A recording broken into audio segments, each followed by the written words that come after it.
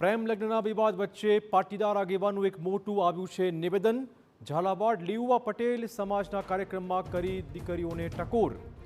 સંતાનો 16 વર્ષના થાય ત્યારે મિત્રો બની જવા જોઈએ।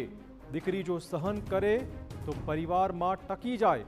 દીકરીઓ જીવનસાથી પસંદ કરતી વખતે સચેત રહેજો। આ પ્રકારની ટકોર કરવામાં આવી છે।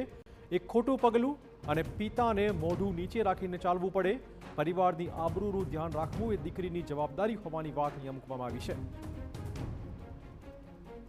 એક પાટીદાર દીકરી અને ગાયિકા આરતીનો વિવાદ ચાલી રહ્યો છે ત્યારે પટેલ સમાજના જ કાર્યક્રમમાં અગ્રણી શૈલેષ સાકરિયાએ દીકરીઓને સમાજની આબરૂ જાળવવા અપીલ કરી। તેમણે કહ્યું કે દીકરીઓની જ જવાબદારી છે કે પરિવારની આબરૂ સાચવી લેવાય। દીકરીઓ એવું એક પણ પગલું ન ભરે કે પિતાને ગામમાં મોઢું નીચું કરીને ચાલવું પડે।